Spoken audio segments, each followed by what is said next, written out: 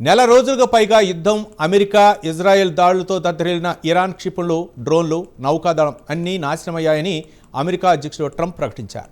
Iran నడ్డి విరిచేశామని, వారి సైనిక శక్తిని నిర్వీర్యం చేశామని శ్వేత సౌధం ఘంటాపదంగా చెప్తోంది. కానీ తెర వెనుక కథ వేరేగా ఉంది.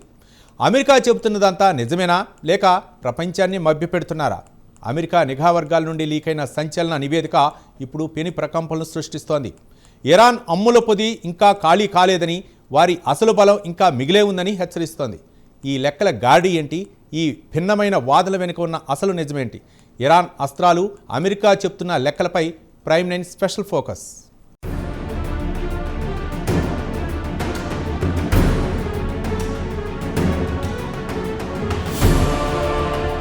అమెరికా, ఇజ్రాయెల్ నెల రోజులుగా జరిపిన భీకర దాడుల తర్వాత ఇరాన్ క్షిపణి వ్యవస్థ పూర్తిగా కుప్పకూలిందని ప్రపంచం భావించింది. కానీ అమెరికా నిఘా వర్గాల అంచనా దీనికి పూర్తి భిన్నంగా ఉంది. అంతర్జాతీయ మీడియా కథనాల ప్రకారం ఇరాన్ బాలిస్టిక్ క్షిపణి లాంచర్లలో దాదాపు సగానికి సగం, అంటే 50% ఇంకా చెక్కు చెదరకుండా ఉన్నాయని నిఘా వర్గాలు నిర్ధారించాయి. కొన్ని లాంచర్లు దాడుల కారణంగా శిథిలాల కింద కూరుకుపోయి ప్రస్తుతం అందుబాటులో లేనప్పటికీ అవి నాశనం కాలేదని నివేదిక స్పష్టం చేస్తోంది. ఇది వైట్ హౌస్ చేస్తున్న వాదనలకు పూర్తి విరుద్ధంగా కనిపిస్తోంది.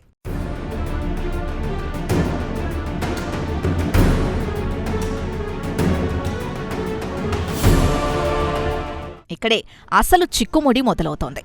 ఇజ్రాయెల్ అంచనా ప్రకారం వారు ఇరాన్కు చెందిన 60% లాంచర్లను ధ్వంసం చేశారు లేదా నిరుపయోగంగా మార్చారు. మరి అమెరికా నిఘా వర్గాలు 50% ఇంకా భద్రంగా ఉన్నాయని ఎందుకు చెబుతున్నాయి?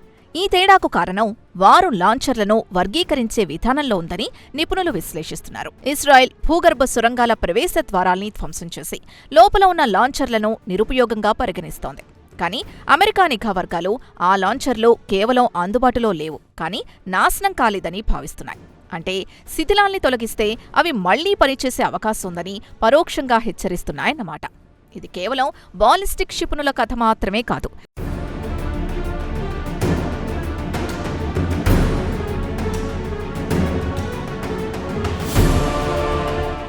ఇరాన్ వద్ద ఇంకా వేలాది అటాక్ డ్రోన్లు సిద్ధంగా ఉన్నాయని అమెరికా నిఘా వర్గాలు అంచనా వేస్తున్నాయి. అంతేకాదు, హోర్మూజ్ జలసంధిలో నౌకల్ని బెదిరించడానికి ఉపయోగించే తీర ప్రాంత రక్షణ క్రూయిజ్ క్షిపణుల్లో కూడా అధిక శాతం ఇంకా ఇరాన్ ఆధీనంలోనే ఉన్నాయట. ఇరాన్ నౌకదళం దెబ్బతిన్నప్పటికీ వారి ఇస్లామిక్ రెవల్యూషనరీ గార్డ్ కార్ప్స్ నావికాదళం తన సామర్థ్యంలో సగానికి పైగా నిలుపుకుందని, వారి వద్ద వందల వేల సంఖ్యలో చిన్న పడవలు, మానవరహిత నౌకలు ఉన్నాయని నివేదిక చెబుతోంది. హోర్మూజ్ జలసంధిలో అలజడి సృష్టించేది ప్రధానంగా ఈ ఐఆర్జీసీ దళాలే కావడం విశేషం.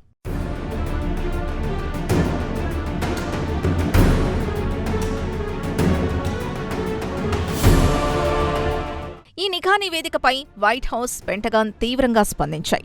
ఇది అధ్యక్షుడు ట్రంప్పై దాడి చేయడానికి, అమెరికా సైన్యం సాధించిన అద్భుతమైన విజయాన్ని కించపరచడానికి ఎవరో అజ్ఞాత వ్యక్తులు చేస్తున్న ప్రయత్నమని వైట్ హౌస్ కొట్టిపారేసింది. ఇరాన్ క్షిపణి, డ్రోన్ దాడులు 90% తగ్గాయని, వారి నౌకాదళం తుడిచిపెట్టుకుపోయిందని, వారి ఉత్పత్తి కేంద్రాల్లో 3/2 ధ్వంసమయ్యాయని, ఇరాన్పై అమెరికా, ఇజ్రాయెల్కు సంపూర్ణ వైమానిక ఆధిపత్యం ఉందని వైట్ హౌస్ స్పష్టం చేస్తోంది.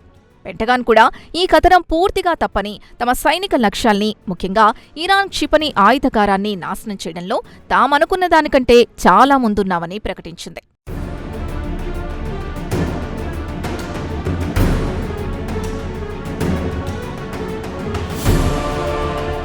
ఒకవైపు విజయం సాధించామని, ఇరాన్ నడ్డి విరిచేశామని అధికారిక ప్రకటనలు, మరోవైపు ప్రమాదం ఇంకా పొంచుందని, ఇరాన్ శక్తి ఇంకా మిగిలే ఉందని నిఘా వర్గాల హెచ్చరికలు. ఈ రెండు వాదనల్లో ఏది నిజం? ప్రపంచాన్ని శాంతింపచేయడానికి వైట్ హౌస్ చేస్తున్న ప్రకటనలా, లేక రాబోయే ప్రమాదాన్ని ముందుగానే పసిగట్టి నిఘా వర్గాలు చేస్తున్న హెచ్చరికలా?